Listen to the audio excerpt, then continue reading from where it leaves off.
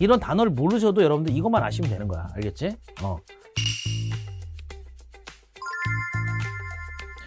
자, 여러분들 이번에는 이제 유전자 쪽 좀 볼게요. 이거 앞에서 한번 공부했던 건데 여러분들 조금 섹터가 달라요. 앞에서는 기본적인 내용들, 예를 들어 핵산에 대해서 좀 배웠고, 지금은 이제 요게 유전자가 단백질 만드는 과정을 갖다가 배우는 거거든요. 그래서 단백질 합성에 필요한 유전 정보가 저장된 DNA 특정 부분을 유전자라고 부르는데, 그리고 이제 유전자는 유전자의 유전 정보에 따라서 단백질이 합성되고요. 합성된 단백질에 의해 생물의 형질이 나타납니다. 형질. 형질은 뭐 여러분들 별게 아니고 뭐냐면 뭐 머리카락 색깔, 눈 색깔 뭐 이런 겁니다. 알겠죠? 피부 색깔 이런 거 그런 것들이 나타난다. 이 단백질들에 의해서. 그래서 유전자에서 결과적으로 형질이 결정된다는 겁니다. 그래서 DNA와 유전자의 관계 보시면은 이런 겁니다. 이게 염색체에 대해서 아주 디테일하게 배우진 않아요, 우리가. 근데 이 염색체라고 부르는데, 요게 이제 단백질이 주변에 이제 유전자가 이 DNA죠. DNA가 이렇게 둘러싸여 있습니다. 이렇게 감겨 있어요. 근데 이게 쭉 풀어내면 이제 가닥처럼 되어 있는데, 이게 이중가닥 구조죠. 여러분들 알고 계시다시피 이제 DNA는. 그래서 이렇게 DNA가 있다. 용어부터 좀 기억해 두시고. 자, 그러면 이제 유전자가 도대체 뭐냐? 유전자가 DNA에서 특정한 단백질이나 RNA를 만들 수 있는 단위다. 사람은 약 2만 개 정도의 유전자를 갖는 것으로 알려져 있다. 굉장히 다양한 단백질이 만들어지겠죠. 염색체는 뭐냐면 DNA와 히스톤 단백질로 구성된 복합체다. 분열하지 않을 때는요, 실처럼 풀어져 있고요. 분열 시에 응축되어 막대 모양으로 나타난다. 근데 요거에 대해서 아주 자세히 배우지 않아서 이 히스톤 단백질도 여러분들 뭐 그냥 보시면 되겠습니다. 이런 게 있다. 그러면 이제 이게 DNA인데, 봐봐. DNA와 유전자 관계. 염색체 유전자 이렇게 나와 있는데, 세포 분열 시 DNA는 응축하여 막대 모양의 염색체로 나타나 있는데, 얘네들이 풀어지는 거죠. 그죠? 염색 한 분자에 DNA도 들어있다. 이렇게 나와 있고, 염색체는. 그 다음에 유전자는 DNA 특정 부위에 있고, 한 분자의 DNA는 많은 수의 유전자가 있다. 뭐 이렇게 여러분들 보시면 되겠습니다. 우린 결과적으로 이걸 다룰 거예요, 오늘. 알겠지? 그러니까 염색체라는 단어만 알고 계시면 됩니다. 그래서 특정 유전자는 특정 단백질에 대한 정보를 저장한다. 이렇게 보시면 되겠습니다. 그래서 DNA랑 유전자가 완전히 일치한다는 아니죠. 그죠? DNA 특정 부분에 유전자가 있다고 보시면 되겠어요. 자, 그러면 유전자 단백질 보겠습니다.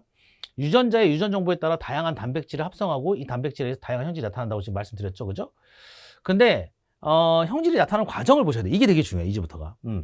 DNA가 전사라는 과정을 통해서 RNA를 만들어요. RNA 번역이라는 과정을 통해서 단백질을 만들거든요. 이게 큰 틀이야. 이걸 잊으면 안 돼, 얘들아. 알겠지? 이게 큰 틀이야. DNA가 전사를 해서 RNA를 만들고, RNA가 번역을 해서 단백질을 만드는데, 이게 만들어지는 위치가 이제 사실은 이거는 세포의 핵 속에서 전사가 일어나고요. RNA가 이제 핵 바깥으로 튀어나옵니다. 나와가지고 라이보솜이 여러분들 저 단백질을 합성을 하게 돼요. 번역 과정에서. 자, 그럼 보면은 유전 형질이 나타나는 과정의 예시인데, 눈동자의 색 형질 발현 이렇게 나와 있죠. 잘 봐봐, 얘들아. 요게 좀 중요한 단어인데, 갈색 눈동자 유전자가 있어. 파란색 눈동자 유전자가 있어. 그런데 이 유전자에서 많은 양의 멜라닌 합성 효소를 만드는 거야. 멜라닌 합성 효소야, 얘들아. 알겠지? 효소 단백질이죠. 적은 양의 멜라닌 합성 효소, 이런 게 패턴이 다 이런 패턴이거든. 어떤 효소를 만들어내, 이렇게. 그러면 얘가 멜라닌을 갖다가 지금 합성을 할 때 얘가 많으니까 많이 합성하고 적으니까 적게 합성하는 거야. 그러니까 정확하게 얘기하면 이 유전자는 이 합성 효소, 멜라닌 합성 효소의 유전 정보를 갖고 있는 거야. 그러니까 얘의 정보가 아니라 얘의 정보를 갖고 있다는 게 포인트야. 문제가 다 이런 패턴이거든. 그래서 이것 때문에 형질이 발현되는 거야, 결과적으로. 단백질이 기능을 수행해서, 그러면 이제 파란색 눈동자 유전자를 갖고 있는 사람들은 멜라닌 합성을 못한다. 그럼 틀린 말이죠. 적은 양을 합성한다고 맞는 말이죠. 그죠? 그러니까 이런 식으로 여러분들 순서를 잘 보셔야 돼요. 이것도 그렇게 많이 어렵지 않습니다. 그래서 순서가 이렇게 되는 거야. 봐봐. 멜라닌 합성 효소가 합성된다고 그랬죠? 두 번째가 이 효소의 작용으로 멜라닌이 합성되는 거야. 합성이 다 되긴 돼요. 하지만 많은 양이냐 적은 양이냐, 그거의 차이인 거야. 그래서 결과적으로 눈동자 색깔이 달라지는 겁니다. 이거에 따라서. 알겠지? 그래서 단백질 합성에 대한 정보는 유전자에 저장되어 있으므로 유전자가 다르면 형질이 다르다. 요 내용이 나오는 겁니다. 그래서 우리가 이제 생명 중심 원리, 그러니까 뭐 센트럴 도그마라고 부르는데, 세포 내에서 그 유전 정보의 흐름을 설명하는 원리입니다. 근데 이게 생명 중심 원리라고 보시면 되겠어요. 이게 교과서별로 나와 있는 것도 안 나와 있는 것도 있고 안 나와 있는 것도 있는데, 이런 단어를 모르셔도 여러분들 이것만 아시면 되는 거야. 알겠지? 이러면 됩니다. 그래서 DNA 전사, RNA 번역, 단백질 이거. 오케이? 봐봐. 그림으로 표현하면 이렇게 돼요. 자, 핵 속에서 DNA가 전사라는 과정을 통해서 RNA를 만듭니다. 그럼 RNA가 밖으로 튀어나와요. 세포 질로 나오는 거야, 그러니까. 나와서 어떻게 돼요? 번역을 하는데 이때 라이보솜이 관여를 합니다. 그래서 전사는 DNA에 저장된 유전 정보가 RNA로 전달되는 과정이다. 그러면 보시면 번역은 RNA 유전 정보에 따라 단백질 합성되는 과정이다. 세포질의 라이보솜에서 일어난다. 자, 그럼 봐봐. DNA는 직접 단백질을 지시하지 않고 RNA가 중개자 역할을 하는 거야. 이게 무슨 말이냐면 안쪽에 DNA가 이중가닥으로 있는데 거기서 전사라는 과정을 통해서 사실은 이제 이 염기 서열이 복제되는 거나 마찬가지로 복사가 되는 거야. 근데 복제라는 단어 쓰면 안 돼요. 전사라고 해야 돼요. 전사라고 했는데 이게 핵공을 통해서 세포질로 빠져나가서 단백질 합성에 이용되는 거야. 근데 이게 여러분들 왜 이런 짓을 하냐? 그냥 바로 복사하면 되지. 바로 단백질 만들면 되지. 왜 이런 행동을 하냐면 이래야 여러분들 DNA가 안전하게 보존이 돼요. 왜냐면 이 DNA가 바뀌면 여러분들 말씀드린 것처럼 형질이 달라질 수가 있죠. 뒤에 가면 이제 유전자 이상 같은 것도 배울 텐데 원본이 보호가 되는 거야. 그래서 RNA를 통해 가지고 단백질을 합성하게 되는 그런 과정이다. 자, 그럼 전사와 번역이 일어난 장소를 좀 볼 건데 진핵세포, 우리 동물이랑 식물은 다 진핵세포입니다. 핵 안에서 전사가 일어나고 이후에 RNA가 핵공으로 빠져나가서 세포질에서 번역이 일어납니다. 그러니까 핵 안에서 전사, 세포질에서 번역이야. 근데 원핵세포는 핵이 없어요. 그래서 모두 세포질에서 일어나는데 우리 몸이나 식물 세포들은 다 어떻게 된다? 진핵세포들이다 라고 보시면 되겠습니다. 그래서 DNA 유전 정보가 나오는데 이거 기억나시죠? 염기가 4개가 있어요. 여러분들 우리가 기본적으로 이 핵산의 기본 단위체를 배웠었는데 뉴클레오타이드라는 게 있었고 뉴클레오타이드는 인산, 당, 염기로 되어 있었어요. 근데 거기에 있는 염기가 4가지 종류가 있어요. DNA가. 그래서 A, T, C, G라고 말씀을 드렸죠. 그래서 아데닌, 타이민, 사이토신, 구아닌이 있습니다. 이게 특정한 순서로 배열이 되어 있어요. 바로 이 DNA가 유전 정보를 갖고 있는 겁니다. 염기 서열에 저장이 되는 거야. 그래서 우리가 이렇게 얘기를 합니다. 유전 암호, 유전 부호라고도 하는데 책마다 좀 다릅니다. 유전 암호라고 하는 책도 있고 유전 부호라는 책도 있어요. DNA와 RNA에서 연속된 3개의 염기가 하나의 단위가 돼서 특정 아미노산을 지정하는 규칙을 갖고 있어요. 이거 규칙 배우면 기가 막힌데 이게. 그래서 이걸 갖다가 3염기 조합이라고 합니다. 3염기 조합. DNA 안에 있는 3개의 염기가 조합을 한다. 그래서 트리플렛 코드라고 부르는데 3염기 조합 이렇게 부릅니다. 3염기 조합. 그래서 어떻게 돼 있냐면은 이런 식이야. DNA 원래 2가닥입니다, 여러분들. 2가닥인데 한 가닥만 지금 표시를 한 건데 3개씩 이렇게 짝을 이루어가지고 어떤 특정 아미노산을 지정한다. 까지만 알면 돼, 얘들아. 그러니까 이게 아미노산이 뭔지를 안 해도 된다고. 근데 이게 이제 조금 생명과학 2 이런 거 공부하면 이걸 또 외우거든, 애들이. 근데 우리는 안 외워도 돼요. 그래서 DNA 3염기 조합. 이게 나중에 아미노산을 지정하게 되는데 이 과정을 배우는 겁니다. 바로 이렇게 여러분들 외우지 마시고 3염기 조합이라는 게 있다라는 거 기억해 두시면 돼요. 그럼 봐봐. RNA도 마찬가지로 연속된 3개의 염기가 한 조가 돼서 하나의 아미노산을 지정하는데 얘는 코돈이라고 불러요. 이름 구분하셔야 됩니다. 자, DNA 뭐라고 했냐면 DNA는 3염기 조합이야. 그리고 RNA는 코돈입니다. 왜냐하면 여러분들 이 2개가 염기가 사실은 얘가 ATCG를 갖고 있잖아. 근데 얘는 AUCG죠. 기억나십니까? 유라시를 갖고 있습니다. 그래가지고 DNA와 RNA 여러분들 그래서 뉴클레오타이드의 개수를 얘기하라 그러면 여러분들 얘네들이 기본 단위체가 8개가 있잖아. 이거 4개, 이거 4개 이렇게. 알겠죠? 그래가지고 얘네들이 조금 차이가 있죠. 코돈이라는 거 기억하셔야 됩니다. 자, 그러면은 이 단어만 기억하시면 돼요. RNA 코돈인데 코돈이 여러분들 어떻게 되냐면 얘가 DNA에서 전사가 일어난 코돈이 핵 바깥으로 나와서 세포질에서 여러분들 얘네들 아미노산을 갖다가 이렇게 지정을 하면서 만들어내는 거라고 보시면 되겠어요. 이때 라이보솜이 관여를 하는 겁니다. 자, 그럼 봐봐. DNA 유전 정보가 RNA에 전달되는 과정 전사라고 하는데 이중 나선 가닥 중 한 가닥의 염기 서열을 바탕으로 이에 상보적인 염기 서열을 가진 RNA가 합성된다. 이게 도대체 무슨 말일까? 그래서 여기서 RNA에 전세되는 가닥을 주형 가닥이라고 하는데 이 한쪽 가닥만 전사가 되거든요. 자, 이게 뭔지 한번 봅시다. 이게 조금 여러분들 까다로울 수도 있어요. 자, 이게 뭐냐면요. 간단하게 좀 선생님이 설명해 드릴게요. 이게 생각보다 어렵지 않아, 얘들아. 우리가 배우는 건 아주 복잡한 건 아니거든. 전사가 일어나는 과정인데 원래 DNA가 이렇게 이중가닥으로 되어 있어요. 이중가닥으로 이렇게 이중가닥 구조란 말이야. 이게 가닥이 이렇게 2개의 가닥으로 되어 있어요. 그런데 요거 한 3개만 써볼까? 여기 보시면 예를 들어 뭐 A가 있고 A가 뭐 이렇게 되고 A 이거 모양은 여러분들 신경 쓰지 마세요. 뭐 A가 이렇게 있다고 해볼까? A 그렇게 있고 그 다음에 여기에 이제 T가 이렇게 있고요. T가 이렇게 있고, T. 그리고 뭐 여기 보면 C가 있고, 이렇게 C. 한 개만 쓰자. C 하나만. 세 개만 쓸게요, 선생님. 이렇게 세 개만 쓸게요. 그러면 이게 원래 DNA는 이게 상보적인 게 뭐냐면 상호 보완적으로 결합되어 있다고 선생님이 이거 말씀드렸죠. A, T, C, G. 이렇게 말씀을 드렸습니다. 그죠? A, T, C, G. 그래가지고 우리가 얘네들이 이런 식으로 결합이 돼야 되는데, 그러면 A하고 결합해야 되는 게 T예요, 여러분들. 그럼 T가 이쪽에 결합이 돼 있는 거야, 이렇게. T가. 이렇게. 알겠지? T가 이렇게 결합이 돼 있는 거야. 그리고, 여기 이제 보면은 요것도 A가 이렇게 결합이 돼 있는 거야, A가 이렇게 결합이 돼 있는 거야. 그럼 얘는 G가 결합이 돼야 되겠죠, G가. 그죠? G가 이렇게 결합이 돼 있는 거야. 길이가 좀 안 맞는 것 같은데 그냥 갈게요. 이런 식으로 돼 있단 말이야. 그럼 얘네들이 결과적으로, 둘 중에 하나, 주형 가닥이라고 부르는 게 전사에 저게 벌어져. 중간에 이렇게 쭉 벌어져. 두 개가 떨어져서. 전사를 해야 되니까. 그러면 이 밑에 게 지금 사용된 거예요, 이거 지금. 그러면 여기 보시면 선생님이 그린 게 요거 세 개만 그렸거든. A, T, C만. 그러니까 밑에 TAG가 이제 얘네들이 TH, 여기 밑에 TAG. 얘네들이 주형 가닥이 되면 얘네들이 어떻게 되냐면 밑으로 쭉 벌어져. 이렇게 벌어져. 두 개가. 가닥이 이렇게 벌어지는 거, 두 개가. 그러면 밑에 있는 애들만 쓸게요. 이게 T가 이렇게 있고, T. 모양은 신경 쓰지 말더라. 책마다 모양은 다르거든, 이게. A. 이게 이제 그 약간 레고 블록처럼 껴진다라는 거 표시하기 위해서 한 건데, 이렇게 해가지고 G가 이렇게 있잖아. 그러면 RNA 가닥이 여기 들러붙는 거야. RNA를 갖다가 만들어내야 되는데, 얘가 여기 이렇게 들러붙어. 이렇게 RNA 만들면서 전사가 일어나요, 이렇게. 이게 RNA야. 이게 핵 속에서 일어나는 겁니다. 그러면 T에는 여러분들 여기에 뭐가 붙냐면은 상보적인 결합을 한다고 했잖아. ATCG거든요. 근데 조심해야 될 거는 RNA는 ATC가 AUCG예요. 알겠죠? AUCG입니다. 알겠죠?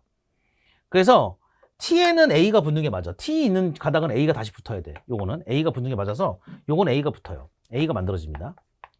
근데 A가 있는 데가 U가 만들어지게 돼요. 이게 조금 다른 거야. 요거 조심하셔야 돼요. 그래서 여기서 T 말고 얘가 U라는 애가 만들어져요. U가. 유라실이 들어갑니다. 그 다음에 여기에 이제 C가 들어가는 건 똑같습니다. C는 똑같아요. 크게 신경 쓰지 마십시다, 여러분들. 그냥 그릴게. 그래서 RNA는 여러분들 얘네들이 순서가 얘랑 상보적으로 결합을 하는데 상호 보완적으로 결합합니다. 그러니까 이런 식으로 결합을 하는 거거든, 얘가. 상보적으로 결합을 하는데 중요한 게 어떻게 돼요? 유라실이 들어간다는 게 포인트야. 그러니까 얘가 만약에 A면 얘가 U가 들어가야 돼요. T가 아니라. 그거만 신경 쓰시면 돼요. 그래서 여기 보시면 이중 나선이 풀림, 한 가닥의 염기에 상보적인 염기를 가진 RNA 유크리오타이드가 하나씩 결합한다. RNA 합성합니다. 그래서 RNA가 DNA로부터 분리가 되면서 DNA 다시 이중 나선 모양을 이룬다. 무슨 말이야? 얘가 전사가 끝나면 어떻게 돼? 원본을 갖다가 다시 닫아버리는 거야, 이렇게. 위에 건 안 그렸어요. 이 위에 게 세 개인데 닫아버리는 거예요. 이런 식으로. 자, 그러면 이제 번역 과정에 대해서 좀 말씀을 드릴게요. 보시면 RNA 유전 정보에 따라서 단백질이 합성이 됩니다. 세포질에서 RNA에 라이보솜이 결합하여서 일어납니다. 그래서 얘가 3개씩 아미노산을 지정하는데 지금 보시면 세포질에 있는 아미노산이 RNA 코돈이 지정하는 순서대로 펩타이드 결합으로 연결된다. 그래서 단백질을 합성하게 됩니다. 그래서 합성된 단백질이 작용해서 형질을 발현하는 거다. 이게 번역 과정입니다. 그럼 그림 볼게요. 봐봐. 이게 이제 RNA예요. RNA에 코돈이 있죠. 이게 3개씩 코돈이 있어. 그지? 그럼 3개가 어떻게 돼요? 여기서 아미노산을 지정하니까 그 아미노산이 만들어져서 이 펩타이드 결합이 쭉 일어나는 거야. 그럼 얘네들이 나중에 이제 단백질이 돼가지고 얘네들이 합성이 되는 거죠. 오케이? 그렇게 보시면 되겠어요. 핵 속에서 전사된 RNA가 세포질로 빠져나와 라이보솜하고 결합한다. 그리고 RNA 코돈이 지정하는 아미노산이 차례로 라이보솜으로 운반된다. 구슬 깨듯이 쫙 깨져요. 저렇게 펩타이드 결합하면서. 아미노산 사이에 펩타이드 결합이 형성되면서 폴리펩타이드 사슬이 생성돼요. 사슬이 입체 구조를 형성하면서 단백질을 만드는 거죠. 이거 기억나시죠? 이 폴리펩타이드 쭉 만들어지면 얘네들이 구부러지거나 휘어지거나 막 이래가지고 입체 구조 만드는 거죠. 그래서 한눈에 보면 이렇게 되는 겁니다. 지금 그림 그린 게 이거예요. 처음에 DNA는 이중 가닥이죠. 그죠? 그래서 3연기 조합이 이렇게 쭉 이렇게 있습니다. 근데 전사에 이용된 가닥이 요거야. 그러면 얘하고 전사에 이용됐으니까 얘하고 상보적인 게 얘네들이 전사가 된 거예요. 보세요. G는 C, C는 G, A는 U죠. 이게 조심하셔야 돼요. 그죠? 그 다음에 C는 G, C는 G. 밑에 게 이용됐으니까 A는 U, A는 U, A는 U가 돼야 돼요. 여러분들 알겠지? 조심하셔야 돼요. 그리고 얘는 T가 A, T는 A죠. 그죠? A는 U, A는 U, C는 G, C는 G. 이런 식으로. 그래서 3개씩 코돈을 형성하면서 얘네들이 어떻게 돼요? 아미노산을 지정하게 되는 거죠. 그리고 그래서 여러분 용어 조심하시면 되는데 DNA는 이중 가닥이면서 이걸 3연기 조합이라고 불러. 대신에 얘는 코돈이라고 부르는 겁니다. 알겠죠? 용어가 다르다. 그래서 코돈이 이제 종류가 총 몇 개냐면 염기가 총 4개잖아, 얘들아. 근데 4개를 이제 코돈 자체가 이 4개가 있는데 어차피 이 3개씩 염기를 묶어야 되니까 4 곱하기 4 곱하기 4 해가지고 64개가 있어, 코돈이. 이 64개인데 얘네들이 아미노산을 지정하는데 혹은 이제 지정하지 않는 애들도 있긴 있어요. 개시하거나 종결이라는 건 뭐냐면 얘네들이 이제 스위치가 있어, 이게 간단하게 얘기하면.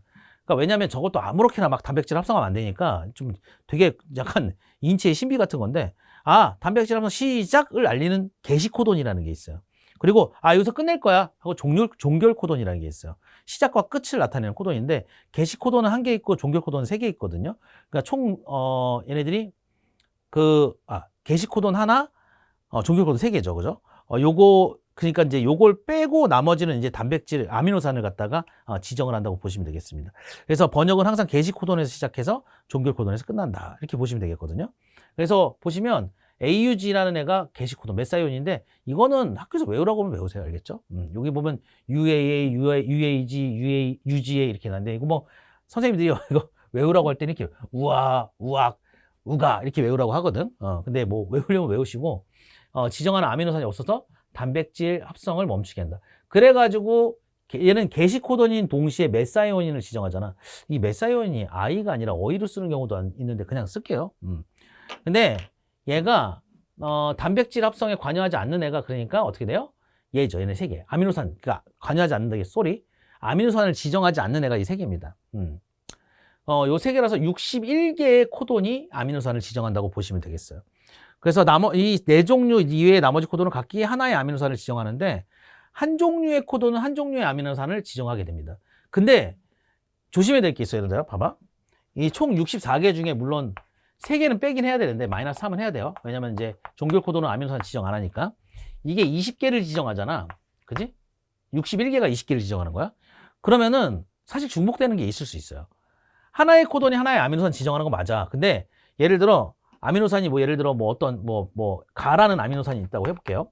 근데 코돈이 그 ABCD로 쓰기도 애매하네. 어쨌든 이렇게 A, B, C 이렇게 코돈이 3개가 있다고 할게. 이렇게 이렇게. 그럼 얘가 하나의 아미노산을 따로따로 지정을 하는데 3개가 같은 아미노산을 지정할 수도 있어요. 왜냐면 코돈의 개수가 훨씬 많기 때문에 그렇습니다. 알겠죠? 자, 그러면은 보시면 코돈은 64종류이고 아미노산 20종류니까 한 종류의 아미노산을 지정하는 코돈이 여러 개일 수도 있다. 이렇게 보시면 되겠습니다. 그래가지고 이제 여기 보면은 이런 얘기도 나와. 3개의 염기가 1개의 아미노산을 지정하는 이유 이렇게 나와 있는데 이게 이유가 되게 재밌어요. 왜냐면 이것도 인체의 신비 같은 건데 만약에 1개의 염기가 아미노산을 지정하게 되면 골치 아파지거든. 왜냐면 그렇게 되면 염기의 개수가 훨씬 부족해져요, 이게. 근데 2개가 지정을 하면은 4 곱하기 4 해가지고 얘네들이 16개밖에 안 되거든. 이것도 부족해져요. 그래서 3개까지 가면 64개가 되는데 이게 만약에 4개로 넘어가 버리면 골치 아파져요. 그러니까 봐봐. 2개의 염기가 하나의 아미노산 지정하면 16가지밖에 안 되니까 16개의 아미노산밖에 지정을 할 수가 없어요. 그래서 얘네들이 3개로 지정을 하면은 모두 다 지정할 수 있거든. 근데 4개까지 넘어가면 안 되나요, 선생님? 근데 4개까지 넘어가면 무슨 일이 벌어지면 너무 비효율적이야. 왜냐면 4개로 넘어가면 4 곱하기 4 곱하기 4 곱하기 4가 되거든, 얘들아. 4 곱하기 4. 4의 4승. 4의 4승이 돼버리는데 이렇게 되면 256이거든요. 이러면은 하나의 아미노산을 지정하는 게 10개가 넘어가 버려요, 코돈이. 그래가지고 이게 3개의 염기가 지정을 하는 게 가장 효율적이다. 이렇게 보시면 되겠습니다. 그래서 코돈표가 있습니다. 아까 말씀드린 것처럼 이런 식으로 이제 염기들 배열 보이시죠? 쭉 보이시죠? 여기 종결 코돈 보이네요, 3개. 그죠? 나머지는 이런 아이들은 여러분들 아미노산들입니다. 그래서 아미노산을 지정을 하는 건데 이름 안 외우셔도 돼요. 이건 다 나옵니다, 문제. 그래서 여러 개의 코돈이 하나의 아미노산을 지정하기도 한다. 이렇게 보시면 되겠습니다. 그래서 요거는 이제 문제를 조금 풀어보셔야 돼요. 이것도 마찬가지로. 그래서 패턴이 있기 때문에 그거 패턴 맞춰가지고 하시면 되겠습니다. 오케이, 됐습니다. 요거 내용 정리를 깔끔하게 했으니까 문제 좀 풀어보시고 여러분들 하시면 되겠습니다. 오늘 여기까지 하도록 하겠습니다. 수고하셨습니다.